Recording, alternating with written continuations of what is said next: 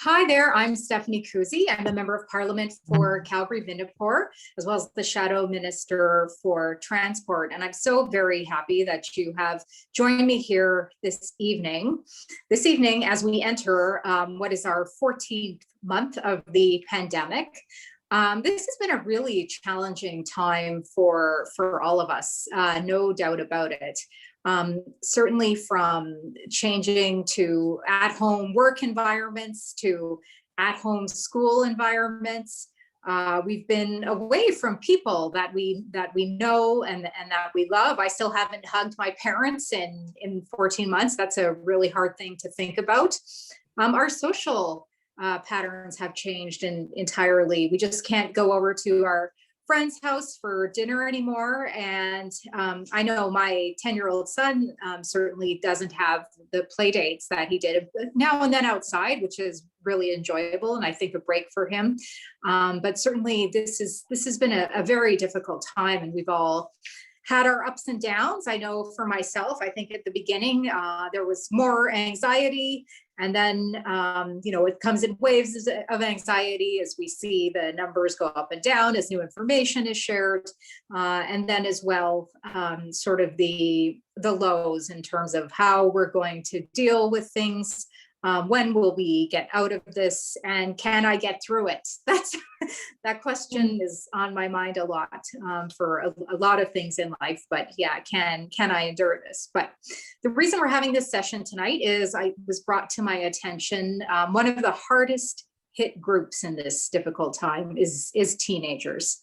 As I mentioned, my son is 10, so I'm going to be entering the teen years soon enough here.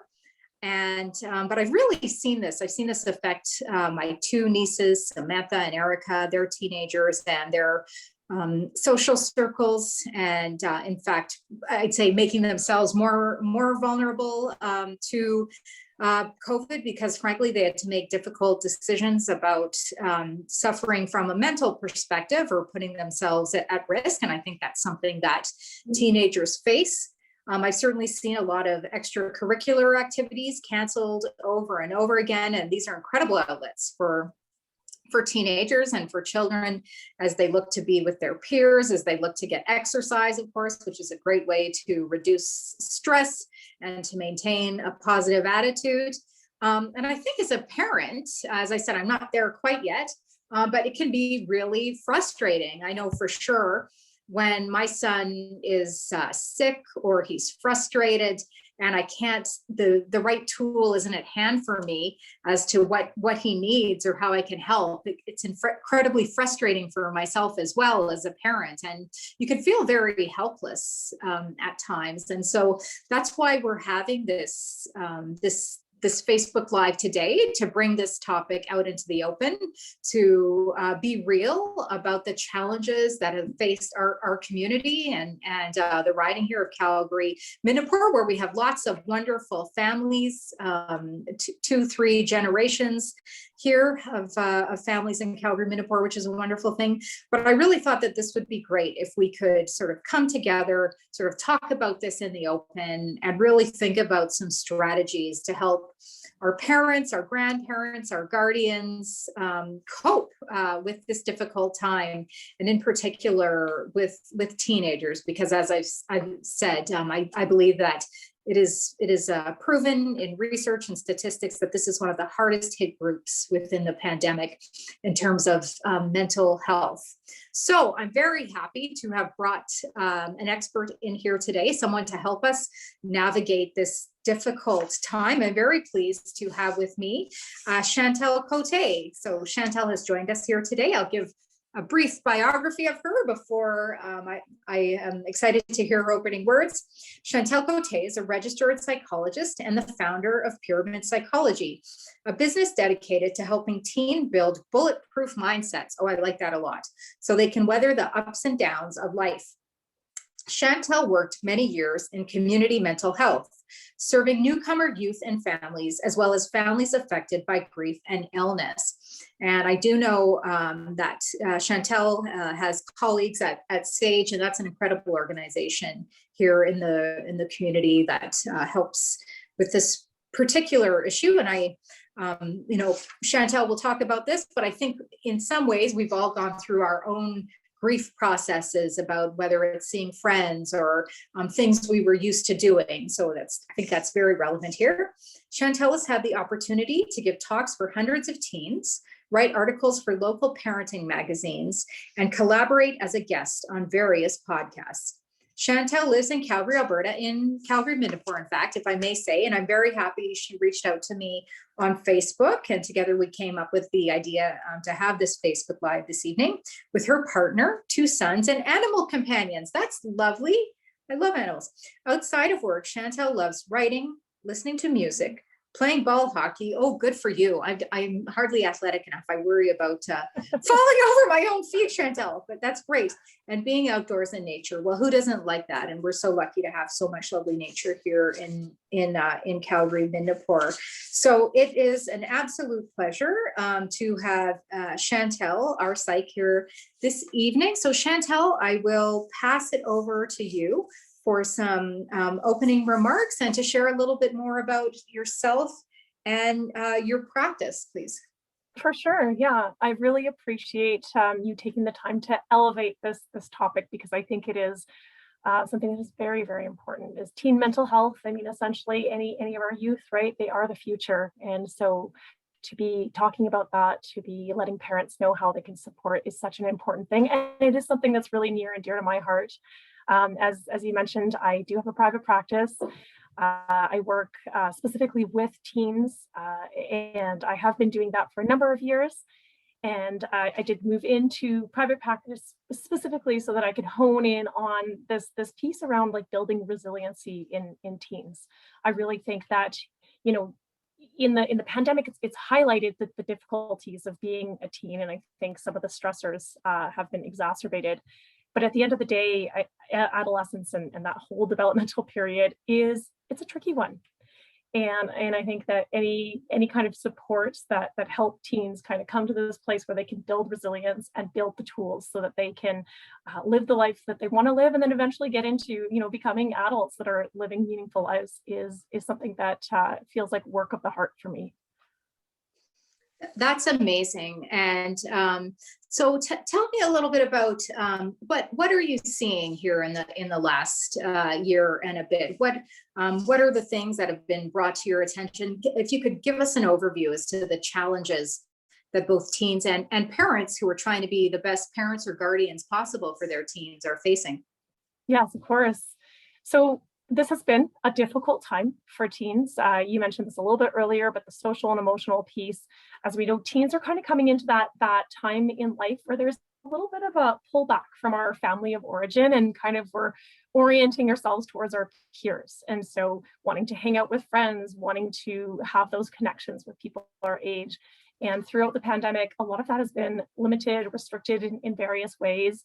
Whether it's restrictions through schooling, whether it's extracurricular activities that have been canceled, just not the ability to go out and hang out with friends. And all of these pieces they're essential to teen brain and teen brain development. And so that's a big one is just people missing those connections, missing their friends, missing their sport, missing their club or their organization. Another thing that's come up a lot is just navigating family connection, family communication. Suddenly, you find yourself in your home. And I think this is especially true for maybe some of our older teens, but finding yourself suddenly like back at home all the time, having your parents working from home, it's really challenging. And not just for the teens, but for the parents as well. So I think navigating those family relationships and the way that's been looking is another thing that's been coming up. Another thing that I have seen oftentimes is just a lack of motivation. And these are the words that I hear from teens. And I think essentially what that comes down to is, I think because a lot of things that teens maybe anticipated or looked forward to are not available to them, that sense of like hope or anticipation or looking forward to something has been kind of robbed, if you will. And it's hard for them to then be motivated to do their day-to-day things. I would say for parents, just speaking from that perspective as well, is this sense of And again, you had kind of alluded to this, right? Of feeling a little bit helpless. Like, what do I do? Because the external circumstance is that the world is like this right now. The city I live in has these restrictions. The pandemic has these numbers. I'm responding to, like, there's this big outside circumstance that's really impacting my ability to parent my teen. And that's really stressful and very difficult, I think, for families, as well as parents are navigating their own stressors, whether it comes from, employment and workplace things that have been coming up, in their own stress with regards to the pandemic and life as such. And that certainly impacts how parents are able to show up for their teens. Yeah, that's really fascinating, Chantal. I certainly, I know I've felt and we're just three in this household, but definitely it is different when you are all in the same space together a lot more frequently. There's no doubt about it.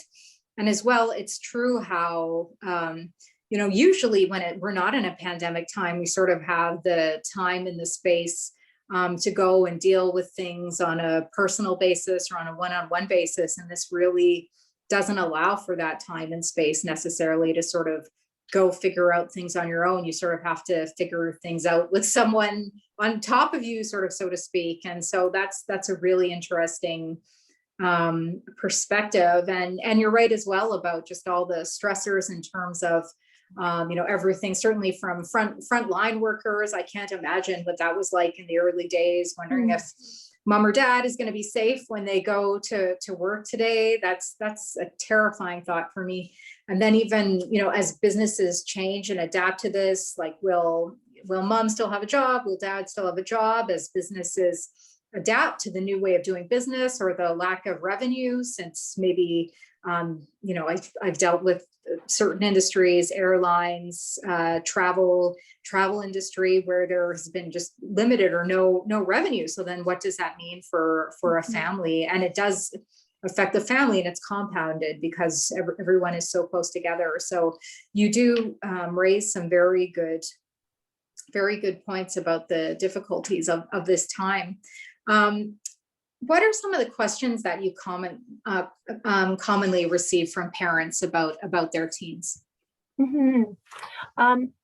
I think that, like, some of the questions that I do hear from parents, well, first of all, is, how do I support them? Like, what can I do as a parent about, how they're feeling in particular? And one thing, and I don't even know if I said this word, but anxiety is a really, really big one right now. Teens feeling quite anxious about different things going on for them, the unknown and the uncertainty moving forward.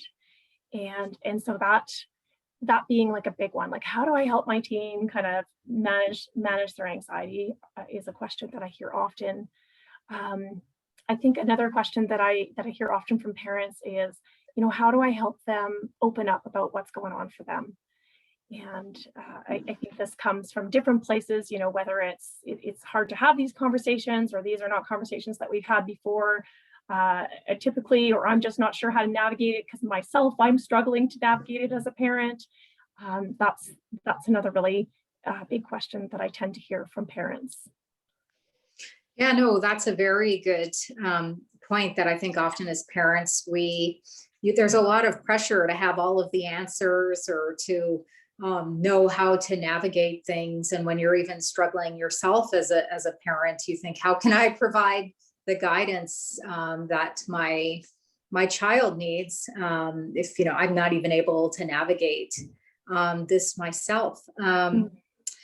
What are some of the things you think parents should look out for as sort of signs of stress within their child in terms of depression or anxiety? I imagine the signals would be different for each of those. Or so, what should parents be looking for if they want to sort of do their best to stay on top of and monitor their family's mental health?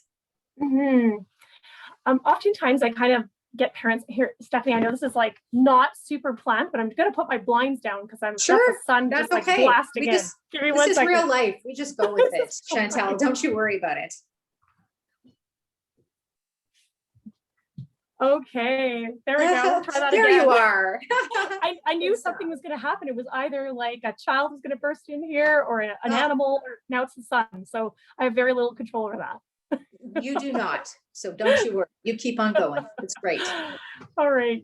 So in terms of red flags, I mean, and things for parents to pay attention to, I will often invite them to kind of just take a little bit of an inventory in terms of what is going on for their teen, like specifically in terms of stressors. And you may think, oh, well, the pandemic's a stressor. And yes, it certainly is. What else is going on for them? Like what's on their mind? What are the things they're constantly thinking about?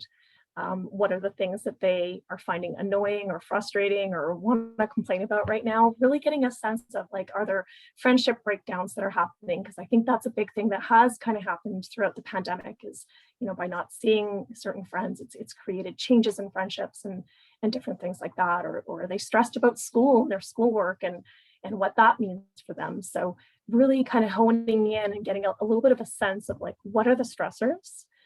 And then getting a little bit of sense of how do your teens manage that? Like what are their coping skills? So having a bit, you know, an idea of like, what does my teen do with this and how do they manage their stress? And I think there's a lot of different ways that this has been showing up throughout the pandemic, and just paying attention to that is really important. You know, topics such as like self-harm is a really big one that keeps coming to me back over and over and over again. And as well as like thoughts of suicide and thoughts of dying. And I know these are not cheery topics, but they're really important to talk about. Yeah, no, it's what we're here for.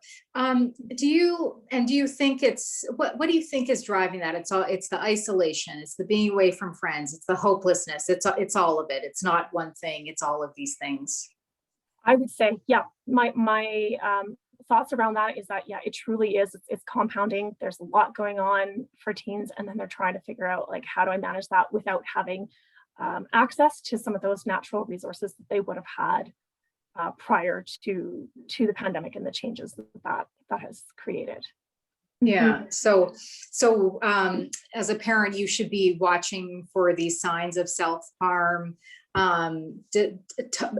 negative talk about themselves or others, or these types of things, Chantal, specifically? Yeah, I think that paying attention to, you know, what your teen is saying, how they're saying things. Of course, if they're having a stress response to what's going on right now, that's perfectly normal. And it's important for them to know that that's normal too. Like it is okay if they feel sad or angry or upset at different things that are going on in their world right now.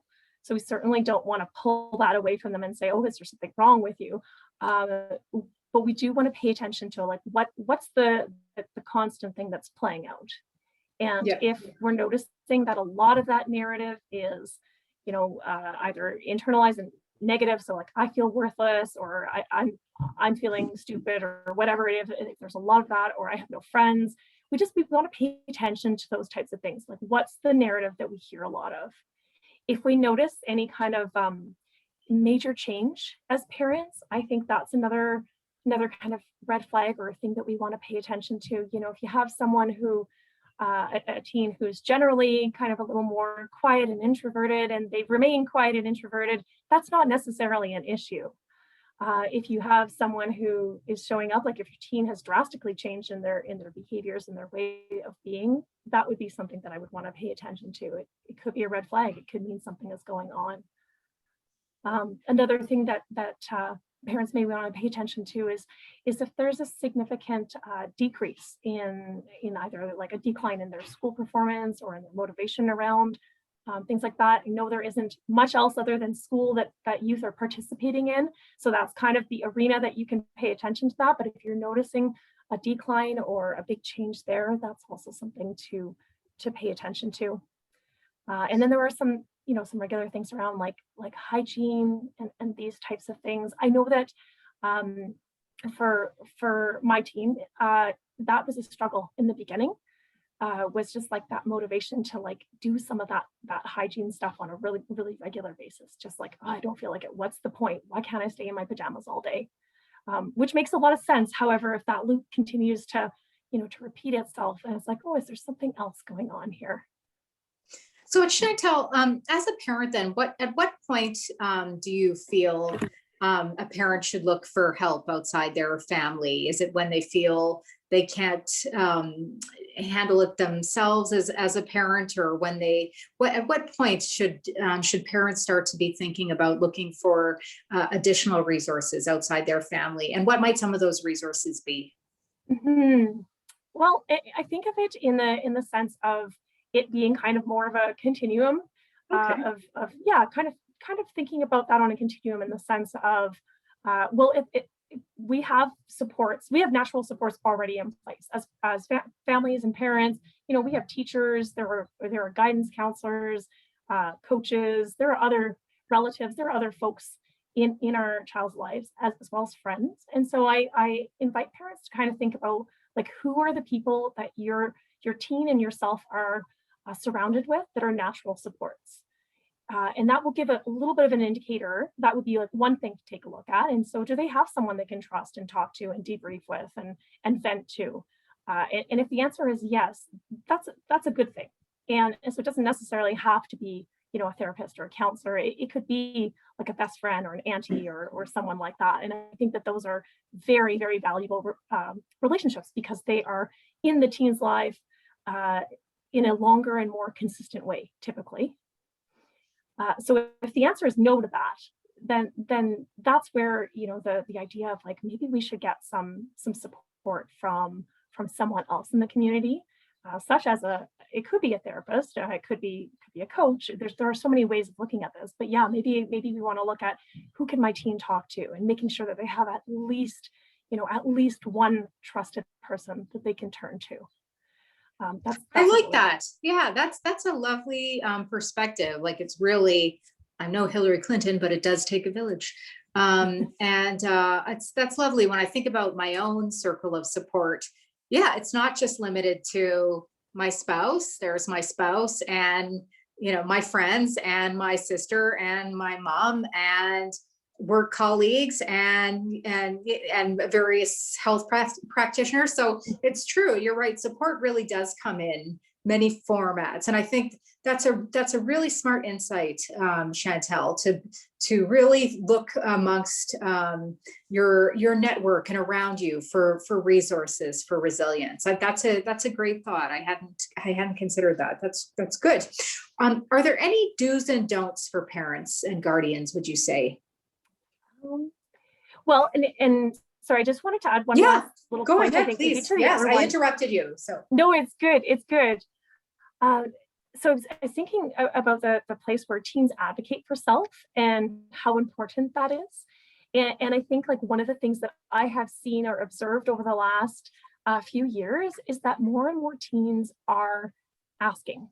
They're asking to see a counselor, or to work with a therapist, or to meet with someone. And I think that that's really important, to recognize that voice and that ask for help, and to be curious with our teen, with regards to that. Like, what is it that they're hoping for? What is it that makes them think that support would be meaningful? Because it gives you a little bit of insight as a parent. They may not give you a lot. Sometimes they're just like, no, I just want to speak to someone. I'm just struggling, and that's the end of it. But I think if your teen is asking, that's another way of kind of saying, okay, like, maybe we should look for some other supports. No, that's a really good point. Yeah. So then back to, would you say there are any do's or don'ts for parents? What is a parent of a teen should I not do, for example? If you can think of anything. I know, right? Not to sound judgmental to any parents out there. You're all doing great. All of you who are watching, just in listening to this, you're doing something amazing for yourself and your teen and your family, really, just by being here. Well, that's a tough one. Well, you know what, let's move on to something more positive then. What are some positive signals that your teen's mental health is good? Well, yeah, there's definitely, like, that idea of, like, if they are engaged or connected to someone. So I'm kind of going back to that natural support system. If they have a best friend, or if they have a connection to someone else, and they're showing interest in connecting to the world in some way, that's a really good thing. That is. Yeah. Perspective taking is another big one. And so just, being able to, if you hear your teen kind of saying like this sucks right now, or this is hard right now, that lets you know they have a little bit of perspective, or even if they make a comment about, there's this bad thing happening, but I've got blah blah blah. This is nice too, right? Like you hear like your team have a little bit of perspective taking. I would say that if they are like looking to do things other than just kind of like isolate and stay in bed, and I know this is happening a lot where teens are just wanting to like stay in their room all day, which part of that is like a normal developmental thing, is like removing yourself a little bit from your family. But if they're like coming out and wanting to engage or wanting to try new things, if they've taken up, I don't know, baking, or they're going down the street to play basketball with their friends, or they're really excited about something, these are all things that are enforcing or letting you know that, hey, they're doing okay. Yeah, no, that's great. And I just get such nice visuals in my mind of like bright, young, happy people when you mention those things. That's some really that's good. Those are really positive messages. That's good. Would you be able to share some advice or strategies that parents can implement immediately? It seems like a main theme for you is just to stay engaged with your teen, just to try and keep the conversation going, just to see where they're at. It sounds like that's really the best thing you can do as a parent, if I'm hearing you correctly this evening. 100%. Yeah, absolutely. I mean, I can't underestimate how important that is to, continue to keep that door open or keep the window open. So your teen's going to give you some pushback, and that's okay, because that's what they're supposed to do. And knowing that, okay, so sometimes they're not going to want to talk to me, or maybe most of the time they're not going to want to talk to me about their thoughts and feelings. And some teens do. So don't get me wrong, there's certainly like some teens that I work with that have, really open relationships with their parents, and they still talk to them about the things that are going on for them. But I think like if your teen is doing that pushback, that is totally okay. I always encourage parents to just like keep that door open, keep asking questions from a curious place. What's going on for you today? Like what I don't know, like what is there to complain about today? I ask that question, and I don't mean to I don't do that from a place of wanting to hone into the negative, but I just think like that can be such a place of insight to get teens talking about like what's going on in their world. So just asking these kind of open-ended questions from a place of curiosity. And even if you get the door kind of slammed in your face, literally more so than maybe, or sorry, symbolically more so than literally. I'm sure both have occurred a lot during the last year, for sure. Yeah. No, okay. No, that's great. I think that is fantastic advice for parents watching here today. But continuing the positive note, I was wondering, would you say there are any positive things which have come out of this pandemic in terms of teens and parents and relationships? Any positive trends that you've noticed, or positive things that you can share with everyone watching? Sure. Yeah, sure. I think that families at times have been, finding new ways to connect with each other, which is a wonderful thing. And so whether that's, creating specific times for them to connect and try something new, play board games or go for a walk or go for a hike, or trying things that together. So having that connectedness has certainly been a positive thing. I think that another thing that has been positive is that families have had to learn, and although this is positive and trying at the same time, but have had to learn how to communicate differently.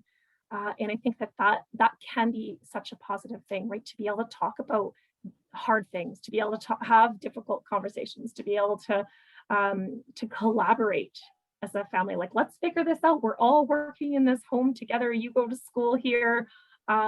how are we going to do this? So problem solving together, negotiating, collaborating.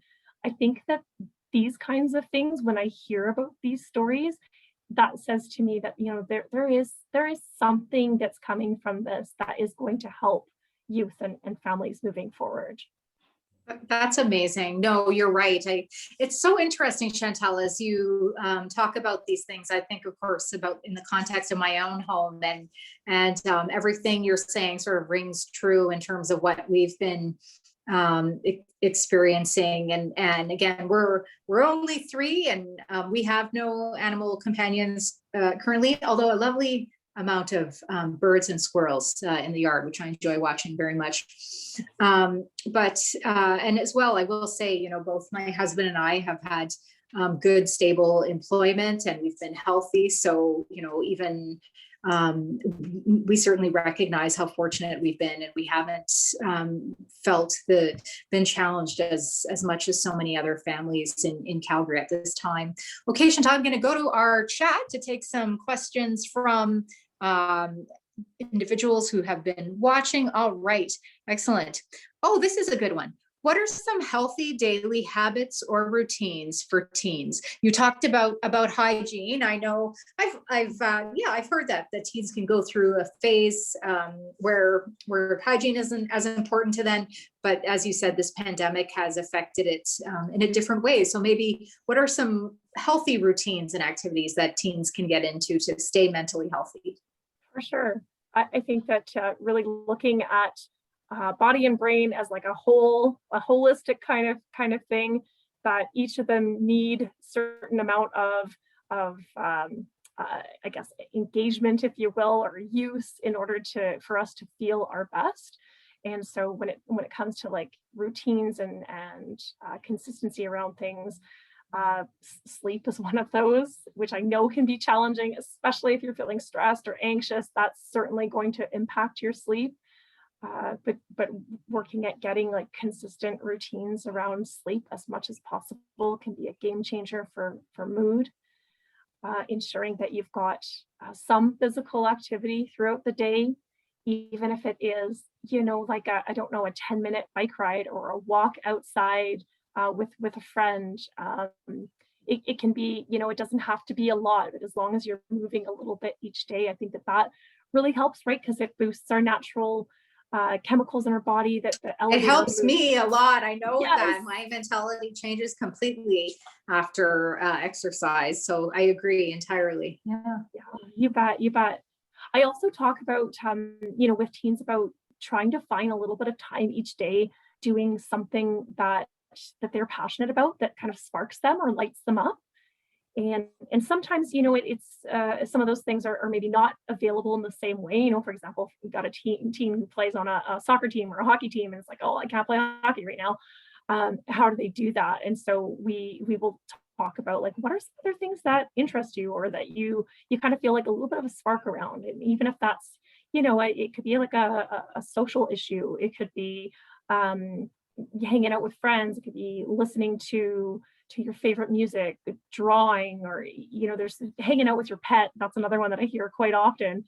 So just finding time and making sure that every day there's a little bit of time for something that you love or you enjoy. I think that's the important part for healthy routines when it comes to teens and adults too, really. and adults too. Oh, for sure. Yeah, no, I know music always changes my mood for sure as well. That's another one that I rely on: exercise and music, and maybe warm baths too, if I had to share something about myself that I enjoy. Let me go back to the chat then, Chantal, and see other questions people are asking. Let's see. Is there any particular language we can use that provides a positive reinforcement? I guess a positive reinforcement to open up.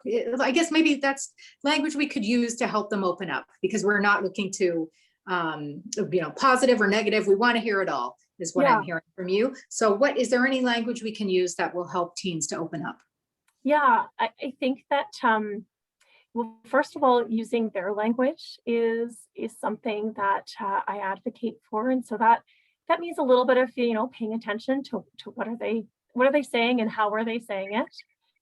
and kind of bringing that back to them. And so if they're saying, I'm feeling really depressed, or I'm feeling really anxious, or whatever it is that they're saying, it is kind of coming back to them and just like saying that you've heard that. So like, oh, you're like really anxious. What's going on? Or I want to hear more about that. I really care. So using their language, asking questions from a place of curiosity. And so oftentimes that's kind of using their, that open-ended question framework, right? Like the what's and the how's and the whens, and like wanting to kind of pull from that. So if we ask a do you or a close-ended question, we're going to get a yes or no answer most of the time. If we ask from a place of like, what's going on, or tell me more about that, oftentimes we may get an answer that gives us a little more insight. And then to step away, I guess, from maybe like problem solving right away, or jumping in with like a solution or a way to kind of switch things. And I'm guilty of this a lot of the time. I think I go into rescue mode, I call it. Rescue mode. Yeah, Okay. I just want to make everything better, right? I just like, it hurts my heart. You, to a see. woman, a mother, imagine that. Right? so I say to her, like we need to step back from the rescue mode sometimes, and really practice listening and hearing what our teens are saying, and creating that space for like, anything is okay. It's okay for them to not be okay. It's okay for them to be struggling. It's okay for them to be happy and excited and in love, and whatever they're bringing to the table. And we don't necessarily have to, as parents, step in and offer a solution every time. I do ask my teen often, and he's a little more of an introvert. Like, he won't openly like be like, Mom, this is what's going on with me. But in those moments that he does talk to me, I say, do you want to vent, or do you want some advice? I kind of like check in. Like, what are you needing from me in this moment? That's really neat. I like that. Do you want to vent, or do you need some advice? That's good. That's good. Another question I had, Chantal, was, every day I'm, when I go out for a walk, I see other parents, other moms, other dads, other guardians, and someone said this to me a long time ago, and it always stuck in my head, about how you never really know what's going on in other people's worlds. And, if someone is upset to you, or that, we don't know what has happened to them today, or what their circumstances are. But as a parent, what is the best way that I can support other parents in this difficult time? Would you say? What would you have any suggestions for that, for how I can? I mean, obviously, as community members, we want to support all other community members, be it parents or grandparents or single people, or whoever. We want to support everyone. But any specific advice for parents supporting parents? Yeah, I think that from some of the messages and things that I've heard from parents, it is, knowing that you're not alone is a big thing, right? And so whether that's having someone kind of check in with them, how are you doing today? Like, how are you doing in this moment? Another piece is kind of normalizing the experience, right? And so being able to talk about the different things that are going on. And so if that's what, with a close friend, or with a group of people, or some people will post on their social media a little bit about how they're doing, like not doing okay. And it's incredible about the way that people are there's an outpouring of like, oh, me too, or is there something I can do? Like, people want to support. People want to be there for each other. So I think, like, check in, normalize that it's okay to not be okay. So make it like, hey, that's you're not alone in this. That's a really big one too. That's a great message. You're not alone in this, because that really is one of the worst feelings in the world, is feeling alone. So I really like the way, that message to other parents. You are not alone. That's wonderful. I'm going to go back to the chat. I see another question here. Let me take a look. All right. This is a good one. Do you have any advice for parents who are juggling working from home and parenting a teen? Yeah. We talked about that a bit in the opening. But perhaps you can talk about that a little bit more, how this is such a challenging time. Usually being a parent of a teen is enough in itself, and having your work, but with them colliding, how any advice for parents attempting to juggle all of that? Yeah, be kind to yourself. Oh, such I mean, good I'll advice. say more, but Yes, but yes, good be advice. kind to yourself, because it's certainly not easy, and I'm going to say, like, there's no kind of right way to do this, and everyone's kind of muddling through the best they can in those circumstances. So I think, like, it's so important for parents, and I also, I say this in a way, like in a loving way, that it's important for parents to take care of themselves, and to to tune into what they're needing in terms of, like, what do I need to de-stress, even if it's like a 10-minute breather in the bathroom somewhere, or I go for a walk every day, or whatever it is. But just being able to take care of yourself, and to be kind to yourself, and to celebrate, or maybe celebrate feels like a stretch sometimes. Just acknowledge all of the things that you're doing, to make all of these, you're holding all these roles and things, and to acknowledge that, wow, okay, I'm doing the best I can, I think is really important. And then, in terms of logistical things that families can do, I do work from a framework of collaboration in the family. And so having conversations with our teens about, what's working, what's not working. When you're playing your video game at 3 p.m. and you start yelling and shouting, and I'm in a meeting, that's really hard for me. So let's figure this out together. What can we do to make this, this work, school, play space, the space that has now become our everything, as like flowing and collaborative as possible. No, that's incredible advice. And I love celebrating. I think there's something to celebrate every day, Chantal. So I think that is wonderful advice. I see another question in the chat here. All right, let's go back there. Okay, this is an interesting question. Please tell us how you help teens to build bulletproof mindsets. That's a great question. I know bulletproof is a very popular term in our society, I find, in the last few years. So if you don't mind sharing some of your ideas about building the bulletproof mindset for our teens. Yeah, definitely.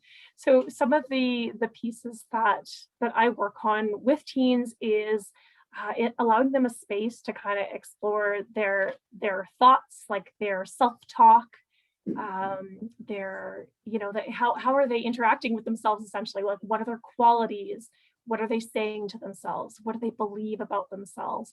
And really doing a little bit of an exploration, or a deep dive, if you will, into those things, and trying to shine a light on the pieces and the parts of them that are resilient, that are capable, that are strong, not dismissing the things that are hard. Like, certainly we talk about the things that are hard, and we shine a light on, like, what are the things that are wonderful about you, and what are the things that make you you, and really kind of building that, which is part of identity formation, which is what our teens are doing. And so it's helping them to hone in on those qualities, those pieces, those things that they're passionate about, and figuring out ways to be able to put that into practice in their life. So how is that going to help them choose friendships? How is that going to help them navigate bullying, or like peer issues? How is that going to help them communicate with their parents? How is that going to help them try out for the play or the soccer team? So it's really about doing that dive into that identity stuff, and then how is that going to help them ... into in their real life, their day-to-day. That's very helpful. That's really fascinating.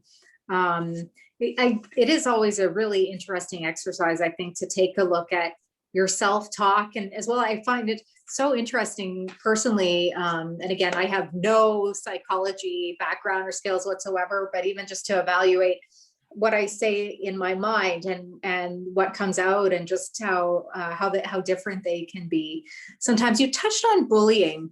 Is there an increase in bullying in the pandemic? Would you say a decrease? Like, are we seeing it more online? Has it changed in a way? What has bullying been like in the pandemic, Chantal? Because of course it is a problem and something we've come together as a society, I would say, with Pink Shirt Day and these types of things. How has bullying changed in the pandemic? Yeah, I mean, I think that a lot of it has taken place online. So whether or not there's been an increase or not, I can't speak to that specifically, but what I have seen is that it hasn't gone away. It's kind of become an online piece. And because our teens are online, I would fathom a guess even more than they were prior to the pandemic. It's a lot of these social conversations, conversations that you might have had in a classroom, or conversations that you might have had out in the playground or whatnot. Those are happening all online, and it just has a different impact when it's digital. I think some of my teens, the teens that I work with, will talk about the anonymity factor, right? When people are not needing to be face to face, that some of the comments or some of the things that are said are, they feel like they're a little more intense or heightened. Yeah, well, I certainly, as someone in politics, I certainly can say I get my share of comments, and the anonymity does frustrate me, that people can be so bold when they're nameless or faceless. And, would they say the same things to me if I knew who they were, or if they were standing in front of me? And as well, it's interesting too, I do find that the comments can hit you different. In one of my most recent posts, the comment that I found the most hurtful was that someone said I was boring. I couldn't believe Oh, yeah. Well, Yeah. first of all, that someone would say that, but they must have known it would hurt, because I thought, me boring? I can hardly believe this, but yes, there it was, and it really impacted me. So it's very interesting, Lee. Now, I hope I don't get a bunch of comments in my tweets going forward that I'm boring. It could happen. Yeah, and to that point though, it's there's something about the visual piece around that, and that it's more permanent. Now, of course, we can find ways to kind of delete things, so to speak, or remove them from our peripheral vision. But the things, like, they're there, right? And if you think about a teen who is, still forming their identity and still very vulnerable, and really in a space where a lot of what they understand about themselves is in relation to another person, and they have a comment like that says something to that effect, that something that, like, gets them in the gut or gets them in the heart, it's painful, it's hard. Yeah. Without getting into my own psychology too much, maybe what I was hearing was like, you're insignificant or you don't matter. I think that's what I was hearing when they said you're boring. Let's look to the future, Chantal. What can parents do to help teens reintegrate when things start opening up again, when we go back to school, when extracurricular activities pick up again? It's going to be a new world. So any tips for parents as we sort of look forward and think about the reopening of society over the next year? Any tips, please, or advice? Yeah. I think that, again, I'm going to go back to the having the conversations piece, checking in with teens on how they're doing. I think just the other day I was having a chat with a teen that was kind of wondering about, like, okay, what's going to happen after the pandemic ends? And it was like, okay, what about this? And what about the mask piece? And what about some of these habits? And so teens have like a lot of questions, right? And a lot of wonderings and worries about what that's going to look like. And so being available to talk to them, to offer them, some information if they're wanting to just hear what's going on for them or what kind of questions they have. It's okay if we don't have the answers as parents. I think that's, like, we're human, right? And we don't know everything, or I certainly don't know everything. And so it's okay to be like, I don't know the answer to this, but I'm really glad you told me. Let's let's check in, or is there someone who could help answer this question for us? And I think that's going to be a really important piece as they reintegrate, is asking those questions, being curious, checking in with them, and just hearing what they have to say. Yeah, that definitely seems to be a theme. Another good question that came up in the chat, and unfortunately we're getting close to the end of our time here, but there was a really good one about the media, that teens get so many different messages from the media. So how, as a parent, can you sort of guide them and respond to what they see in the media, or help them navigate their feelings and their thoughts from all the media?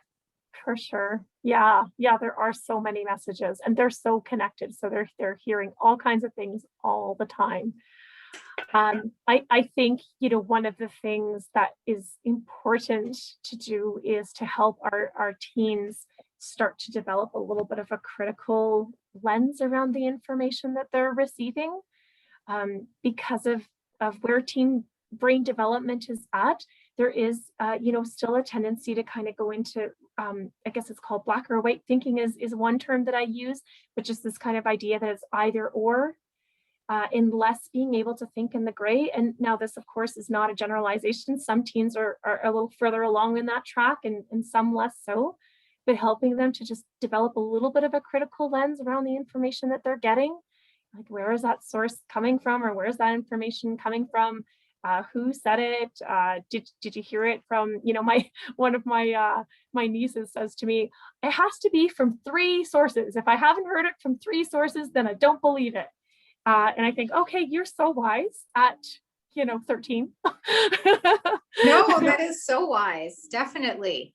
And that's a great lead into one of my 2 final questions here. What can we as adults learn from teenagers, do you think? Oh, that's a great question. What can we learn as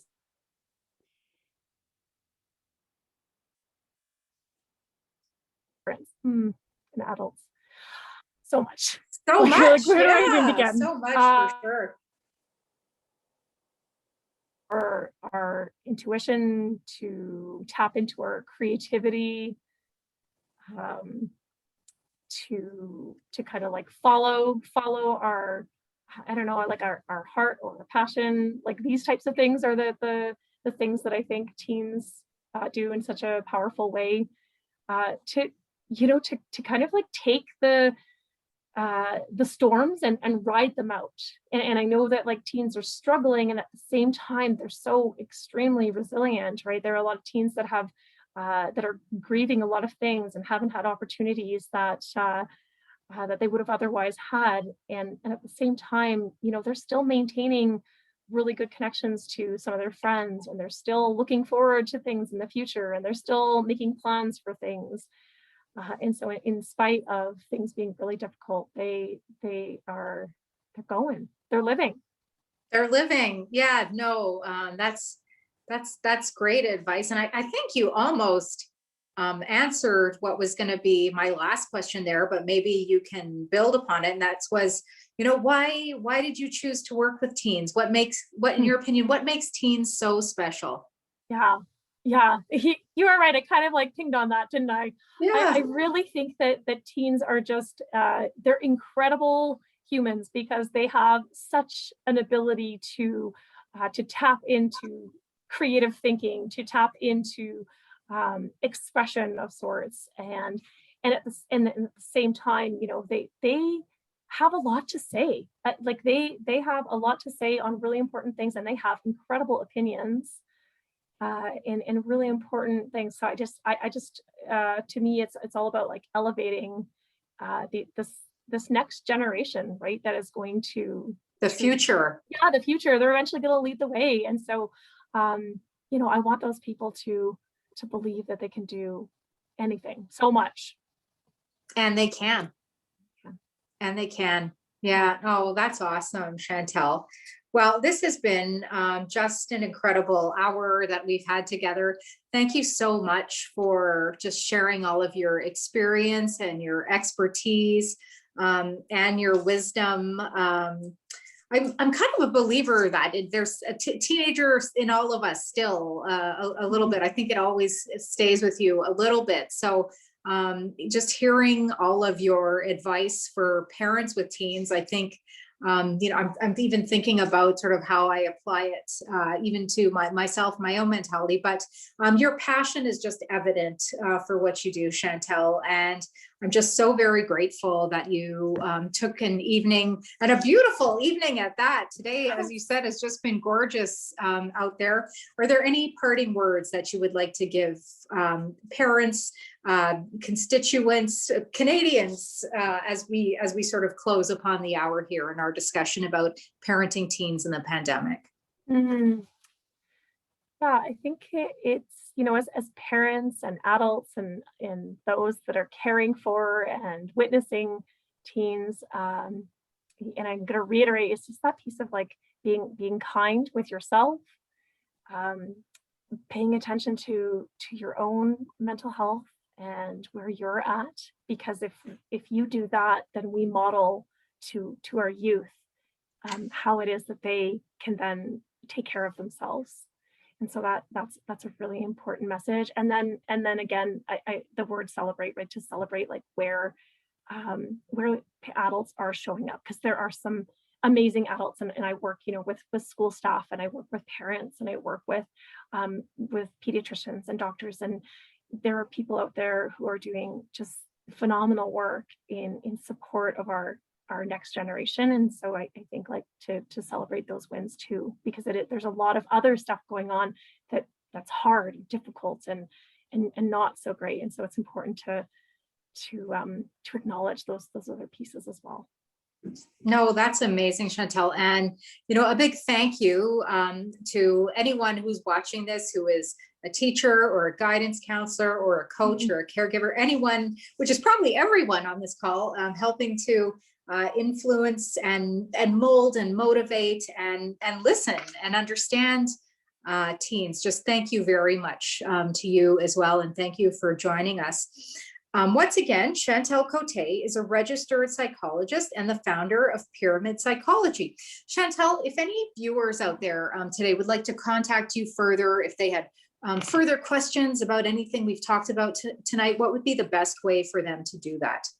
Yeah, I would love to. And I would invite anyone, if they have a question, to reach out to me. They can reach out to Chantal at pyramidpsychology.com. Or they could always find me on Facebook at Pyramid Psychology, and then they're welcome to call or text me at 403-812-1716. Oh, giving out the cell on Facebook Live, bold and committed. All good, all good.